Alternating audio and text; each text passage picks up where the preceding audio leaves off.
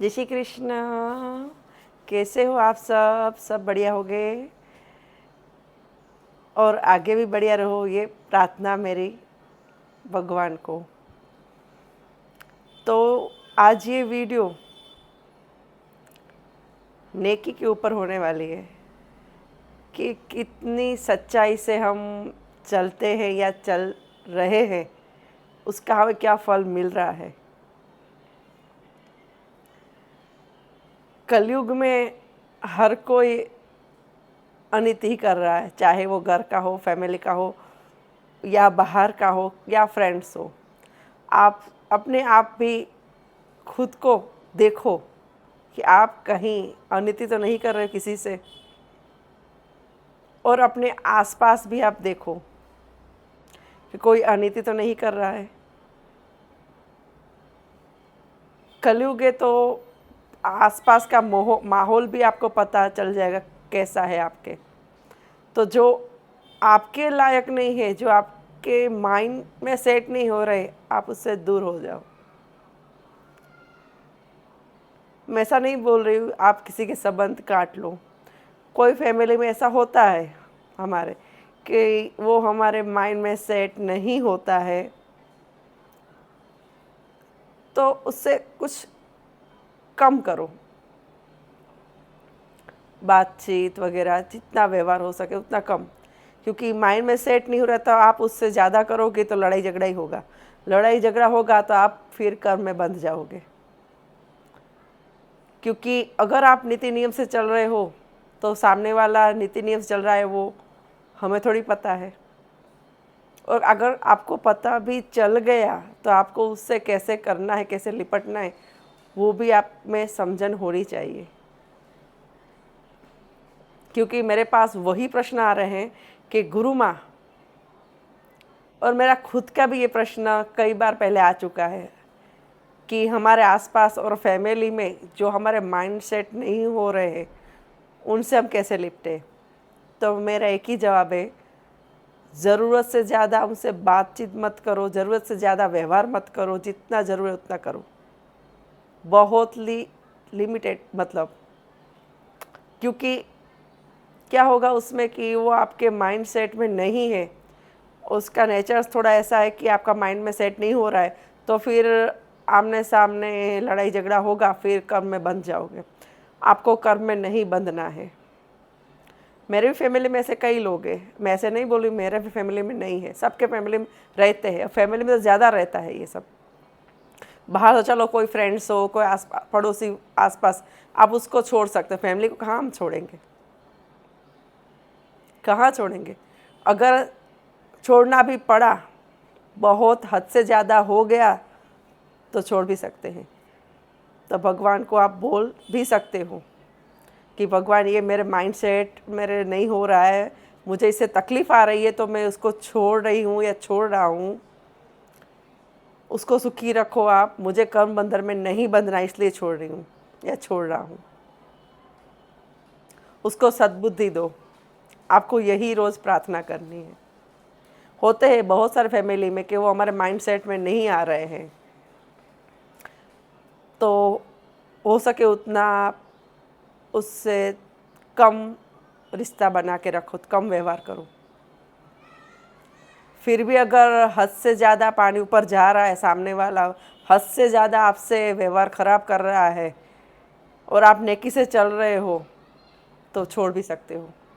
क्योंकि एक की वजह से आपको या आपका फैमिली को प्रॉब्लम हो रहा है, तो आप उसको छोड़ सकते हो। भगवान उसको सद्बुद्धि दे बस। और अगर आपसे कुछ गलती हो या अनजाने या जाने, तो आप उसकी क्षमा याचना भी मांग सकते हो। उसके सामने नहीं, पर आप हर रोज़ भगवान के पास उसको ये मैसेज पॉजिटिव भेजोगे तो मिल ही जाएगा अपने आप। कई बार हमको ऐसा लगता है कि हमारी गलती नहीं, सामने वाले की, हम क्यों झुके। सच्ची बात है, नहीं झुकना चाहिए। मैं ये नहीं बोल रही आपको झुकना है, पर कहीं ना कहीं हमारी 5-10% तो गलती होती है ना। तो आप भगवान के सामने जाके उसको ये मैसेज भेज सकते हो कि जाने अनजाने मुझसे कुछ गलती हुई, दुख हुआ है, तो उसका क्षमा याचना में तुम्हारे पास मांगता हूँ या मांगती हूँ। पर नेकी नियम से चलना ज़रूरी है।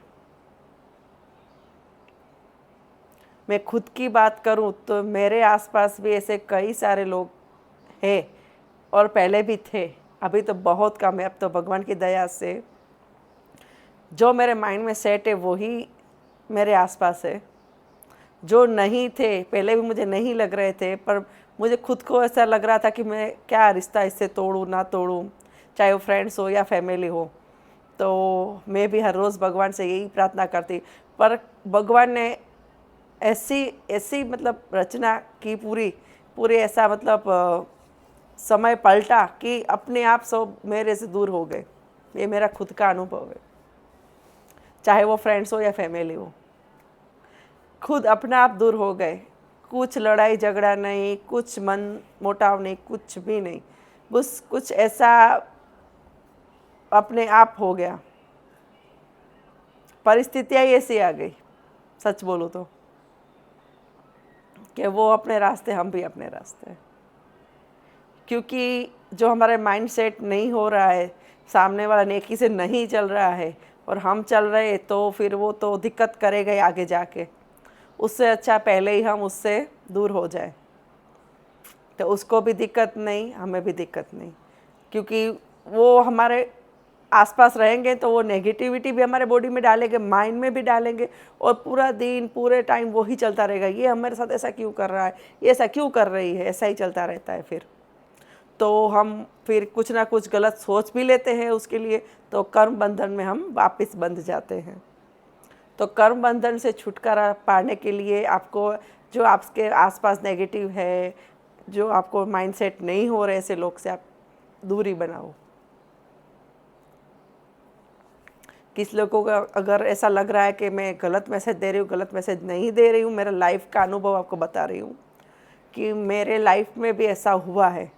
मैं ऐसा नहीं करूँ आप अपने आसपास पड़ोसी या सबसे संबंध तोड़ो, पर आपने अपने खुद के माइंडसेट में नहीं आ रहे तो थोड़ा बच के चलो, कहीं आप कर्म बंधन में ना बन जाओ। इसलिए आपको ये मैसेज आपको दे रही हूँ मैं।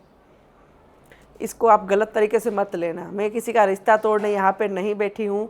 सच्चा ज्ञान में लाइफ का जो मैं आपको दे रही हूँ अभी, तो पॉजिटिविटी से ही लेना ये मैसेज। और आप खुद सोचो बैठ के कि हाँ, मेरे आसपास, मेरे फैमिली में कोई मेरे साथ नहीं, जो मैच हो रहा है, मेरा माइंडसेट नहीं हो रहा है, उससे हम कितने बहस कर रहे हैं, कितने कम बंधन बांध रहे हैं, फिर दिक्कत तो हमें ही आ रही है। हमारा बॉडी माइंड सब हमारा ही बिगड़ रहा है। तो आप अपने हिसाब से देखो और कर्म बंधन से आप मुक्त रहो। नेकी से चलोगे तो आपको खुद को पॉजिटिव फील होगा। सुबह उठते ही आप कुछ नेकी का काम करो तो पूरा दिन कितना अच्छा जाता है ना।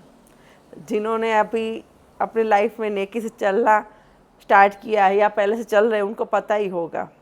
नेकी से जितना चलोगे, नीति नियम नेकी ये सब आपके लाइफ में आएंगे, तो आपका लाइफ पूरा चेंज हो जाएगा, पूरा।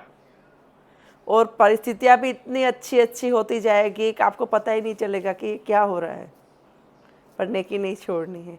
तो कृपा दृष्टि भगवान की भी आपके ऊपर रहेगी, गुरु जी की भी रहेगी। अगर आपने गुरु बनाए हैं तो गुरु भी आपके ऊपर मस्त कृपा दृष्टि आपके ऊपर डालेंगे। वो भी आपको मस्त आशीर्वाद देंगे कि नहीं, मेरा शिष्य नेकी से चल रहा है।